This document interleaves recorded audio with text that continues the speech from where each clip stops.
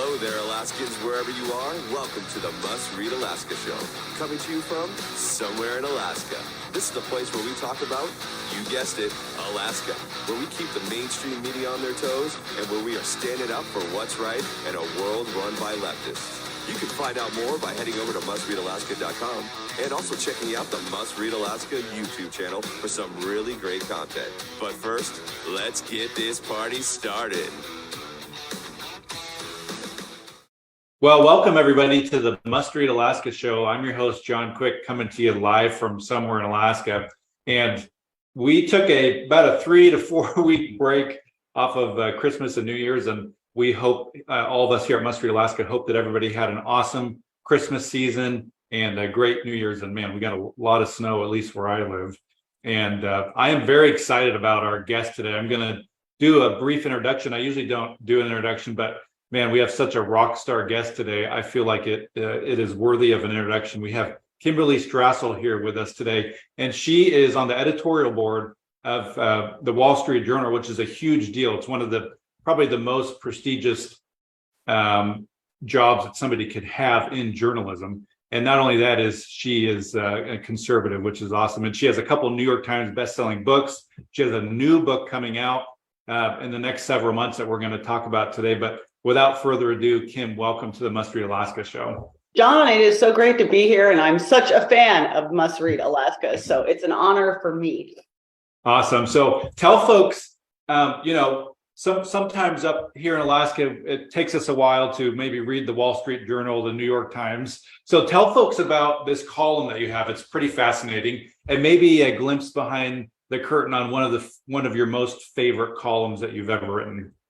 Yeah, so just a little bit more on the Wall Street Journal editorial page and the editorial board, because I think it's such a fascinating institution. And I have worked there pretty much my whole life. I actually did work on the news side of the Wall Street Journal when I first got my first job.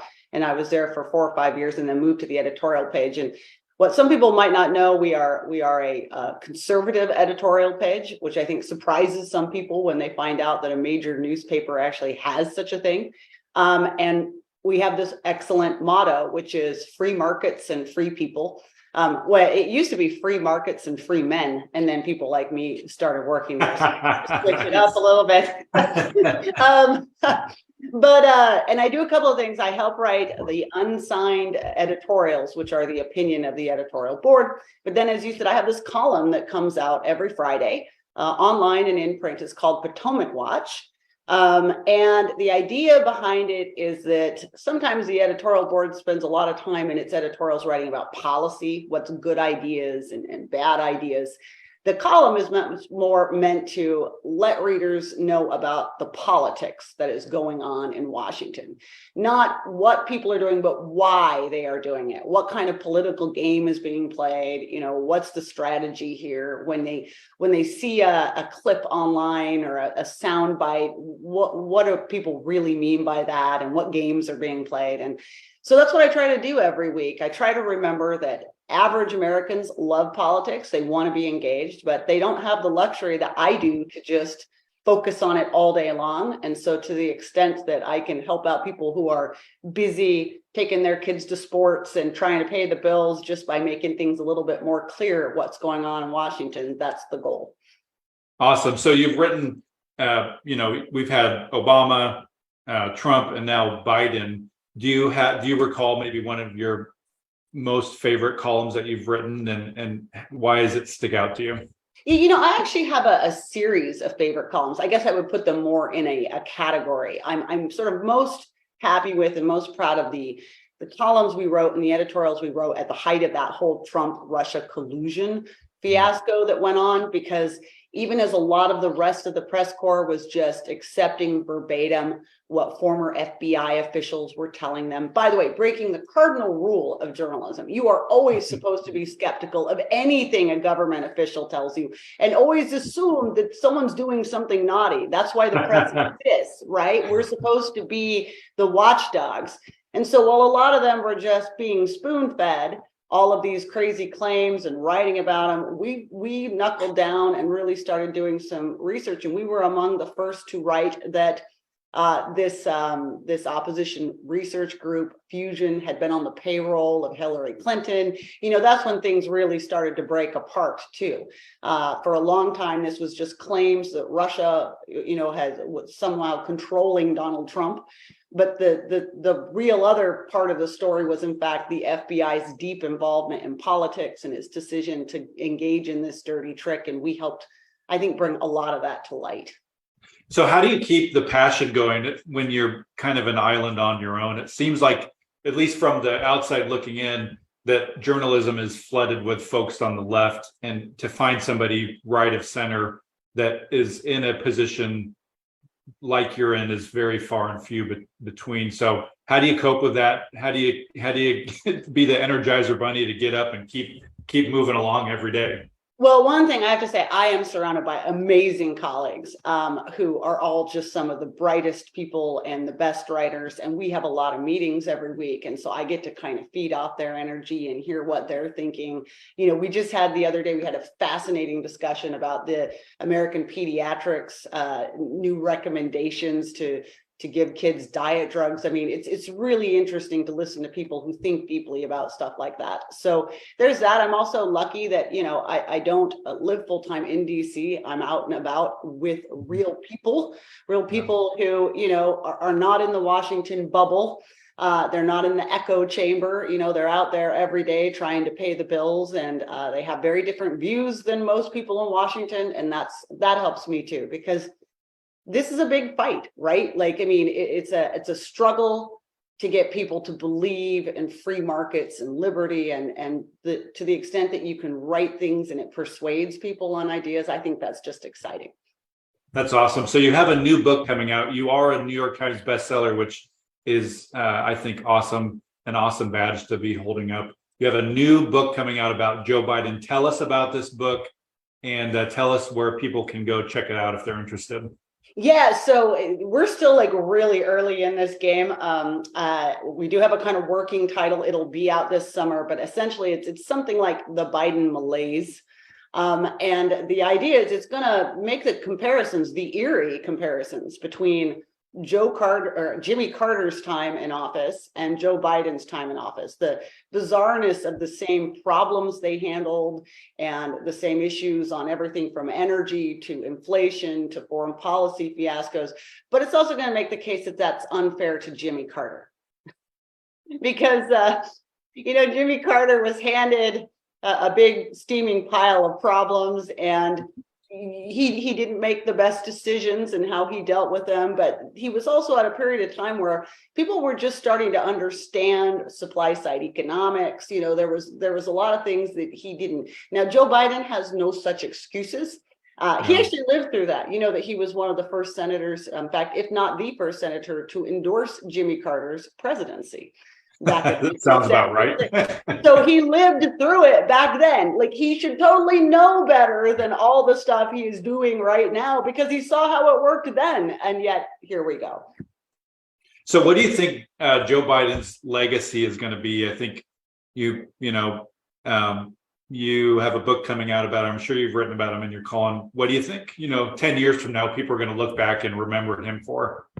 I think Joe Biden blew an incredible opportunity.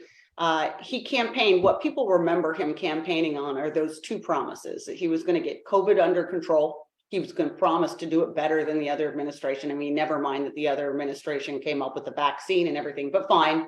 Said he was going to do COVID and do it better. And then he promised to unite the country. I mean, think back to that inaugural address, and he said that was his number one ambition. He could have served as a sort of like caretaker president, and given his long time in the Senate, reached out to Republicans and actually tried to kind of unite a polarized country. He just chose to blow it. And instead he's like basically governed as the second coming of Bernie Sanders. And you know what, like, here's what I can't tell you exactly what his legacy will be, but here's what I hope his legacy will be. We were just talking about Carter. I mean, we can all remember the Carter years, but do we remember what came after the Carter years? People were so put off by this experiment with radical liberal governance, which it was for that period of time, that they elected Ronald Reagan, and you had a generational political shift, for decades to come. I think that if he continues to mismanage the economy, and if Republicans get a better class of candidate to run in some places, that there's an enormous opportunity to bring some new people into that kind of thinking. So who's an exciting candidate for you as you think about, potential presidential races down the road? I think that Trump's going to be an awesome fundraiser for folks, but maybe not necessarily the best candidate, as we have a DeSantis and those kinds of folks. Who to you is maybe an exciting candidate as you look down the road? So, by the way, the editorial page never endorses anyone, and I don't endorse anyone. Yep. I'm just going to say that up front. Now, I actually agree with you. I think one of the great things that Donald Trump did for his party was remind them all that people want a fighter. And I think that was very important that the party understand that when it happened.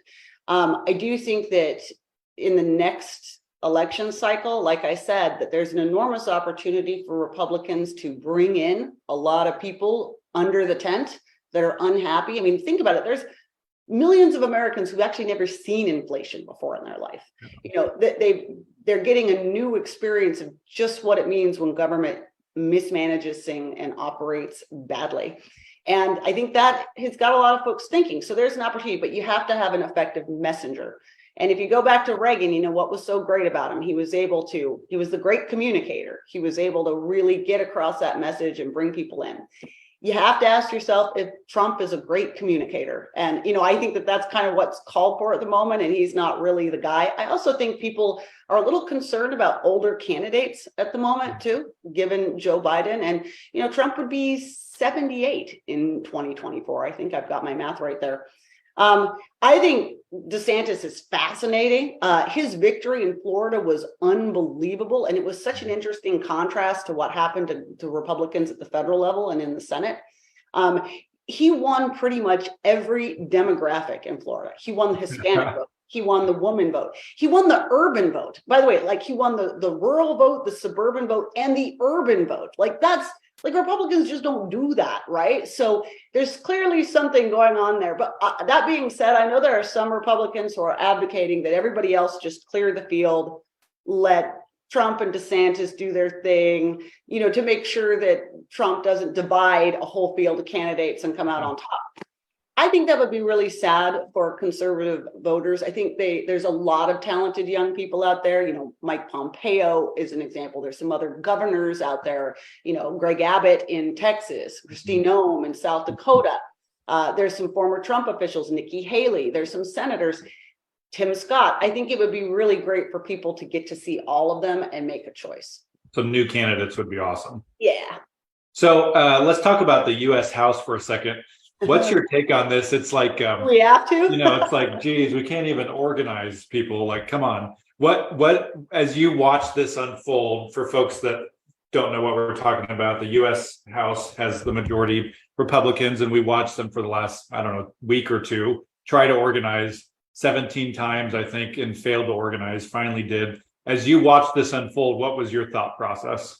Yeah, Kevin McCarthy finally became speaker on the 15th vote. 15th, yeah, and I only know that because I had to watch them all, and so it's seared into my brain. 15th vote. Look, I think it's great that they finally managed to get their act together and come together. Just a couple of thoughts on that process. I think that the people who were holding out against McCarthy originally began with good intentions. The House is very dysfunctional, and they wanted a bunch of rules changes that decentralized control from the Speaker's office, returned it back to where it should be. The committees, we need to have amendments, debates, all that stuff that basically went away under Nancy Pelosi in particular. No more of these horrible omnibus bills that are, concocted in some back room and dropped 2 days before they have to be passed, and no one has time to read them. But it kind of ended up by the end becoming a little bit more of a power play for themselves, and it went on too long. And that's what worries me a little bit about this is, yes, they got through this moment, but there's going to be a lot more moments. And when you only have a 4-vote majority, which is all Kevin McCarthy has, you can see how easy it is for a small number of members to disrupt the apple cart. Yep. So it's going to be to their benefit to stay united on things. I'm a little worried by what we saw here in the beginning. And it's not going to matter so much. Yeah, they passed their IRS defunding bill and they had unanimous support. But, those are the easy kind of messaging bills. The question is going to come when the debt ceiling vote comes up and stuff that must pass through both the House and the Senate. And remember, Democrats still run the Senate. And they're going to have to be united in what they want and what they're willing to give on. And if they can't, all the headlines the next 2 years are going to be about a divided Republican Party. So do you think that they have a chance of, the House has a chance of passing any bills? Because I think a lot of folks think, oh, great, we're the majority now, but they don't realize, and sometimes I often forget, well, the Senate's is led by the Democrats. And you can pass it in the House, but have fun in the Senate. What's a realistic expectation of the House, being able to pass bills like the defund the IRS and those kinds of things? So they're going to pass them, and they're going to be messaging bills, right? I mean, there's going to be a lot of these in which the Republicans are basically trying to lay out for Americans what they would do if they did have control of the White House and the Senate. And that's a good exercise to engage in, because parties should have to explain their agendas. But they're not going to get, Joe Biden's not about to sign a law cutting his IRS enforcement, in half. So they're not going to go anywhere. The ones to watch are the ones that I just said absolutely do have to pass. So government funding bills, right? Appropriations bills. We're going to hit the debt ceiling here soon, and we're probably going to have to lift the debt ceiling. Republicans don't want to do that unless there are some cuts in domestic spending. And the question here is the smart way to do this is what they just did at the end of last year. We had something called the National Defense Authorization Bill that has to go through. That's a must-pass piece of legislation. And Republicans essentially said, we're not going to sign on to that bill. You guys need it. You Democrats need it in the Senate and the White House. You want it. We're not going to sign on unless you give us this demand. And their demand was to get rid of the vaccine mandate in the military. Yep. Okay, it was a reasonable demand, and it was something that they could really pressure the White House. And so they got their demand. That's what they need to be doing with these upcoming bills, is not asking for the moon, because you can't have the moon when the Senate and the White House are held by the opposing party. But you can exercise your leverage and your power that you have in the House to get some incremental gains. That's going to be their best bet. We'll see if everybody agrees with that. So switching gears, Kim, arguably you're one of the most successful conservative journalists that lives today. Who's been a hero to you? Who's been somebody that you've looked up to over the years as you maybe started your journalism career, or to get you to where you are now?